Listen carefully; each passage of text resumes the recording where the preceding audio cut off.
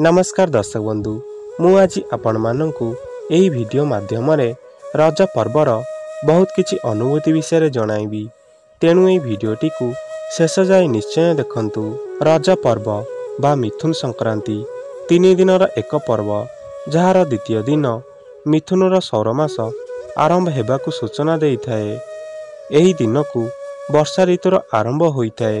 Roger पौराणिक आधार यह विश्वास करा जाए कि वसुधा माता जी कि भगवान विष्णुंकर पत्नी अटंती एही 3 दिन से निजर मासिक धर्म पालन करिथांती। चतुर्थ दिन को वसुमती गाधुआ बोली कुहा जाई थाए, जेउथिरे भूमाता को गाधोई दिया जाए। रज शब्दटी रजस्वर शब्दरू आसीअछि, जार माने मासिक धर्म रे गति करुथिबा महिला। मध्य जुगरे एही पर्वटी गोटे कृषि भित्तिक छुट्टी रूपे विख्यात होई जाइथिला, जेउथिरे माता भूदेवी को पूजा करा जाउथिला, जहांकु भगवान जगन्नाथंक पत्नी मध्य माना जाउथिला। माता भूदेवींकर रूपरे गोटिए मूर्ति भगवान जगन्नाथंक पार्श्वरे वर्तमान भी देखिबाकु मिले। रज पर्व पालन प्रक्रिया एही 3 दिन समय रे घरर महिला मानंकु घरर कामरू निवृत्त रखा जाई थाए। आउ घर भितरे खेला जाई पारुथिबा खेल सबुकु खेलिबा पाई भी समय मिली थाए।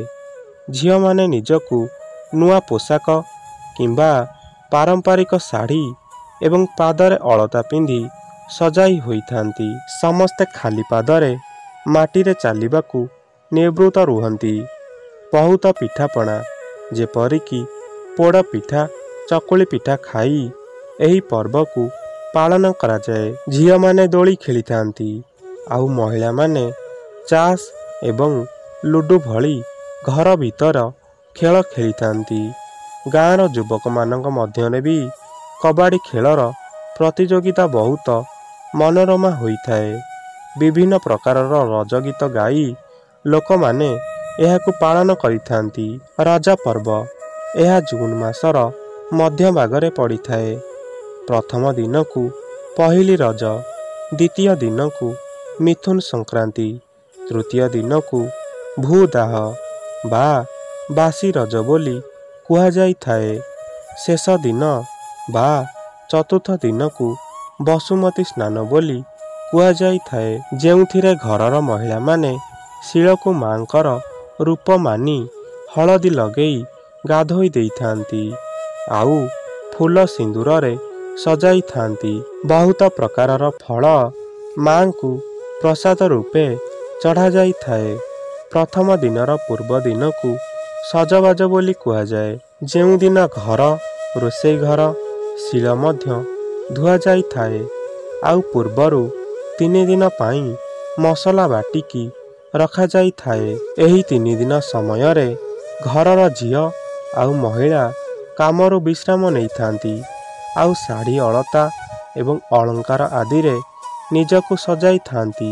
जेमिति पृथ्वी निजर शोष मेंटाइबा पाई वर्षार अपेक्षा थाए, सेमिति घरर अविवाहित झियो माने निजकु सजाई आगामी विवाह प्रस्तावर कामना करिथांती। सेमाने एही पर्वटी को मजा मस्ती करी आउ अणरंधा खाद्य एवं पोड़ पिठा खाई बिताई थांती। सेमाने एही 3 दिन गाधोई न थांती, लुण खाई न थांती, माटी उपरे खाली पादरे चली थांती। रजर मधुर स्मृति मानक मध्यरु गीत गाई गाई बरगछ डालरे दोली खेलिबा हेउछि सबुठारु खास। मौसुमीर आगमन को पालन करिबा पाई गाँ लोक मानक द्वारा एही 3 दिनर पर्व आयोजन करा जाई थाए। ओडिशार विभिन्न प्रांतरे एही पर्व पालन करा जाउथिबा सत्ते मध्य कटक, पुरी आउ बालेश्वर रे एहार किछि अधिक प्रभाव रही थाए।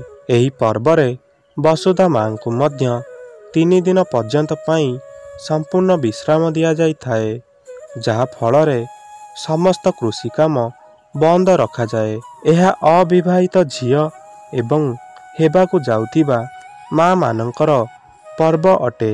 तेणु सेमाने विभिन्न प्रकारर दोली जेपरिकी रामदोली, चर्की दोली, पाट दोली, दांडी दोली एवं बाउंश दोली आदि खेली थांती। एही पर्वरे सेमाने विशेष गीत बोली थांती जहा प्रेम, मैत्री, सम्मान, सामाजिक व्यवहार उपरे आधारित थाए। रज पर्व ओडिशार लोकमानंक मध्यरे गोटिए चिरस्मरणीय अनुभूति भरी देइछि। तो दर्शक बंधु, आपण मानंकु रज पर्व किपरि लागे कमेंट बॉक्स रे निश्चय जणांतु। एवं जदि आपण मानंकु ए भिडियोटी भल लागिला तो भिडियोटी को लाइक एवं शेयर करी चैनल टी को सब्सक्राइब कर दियंतु।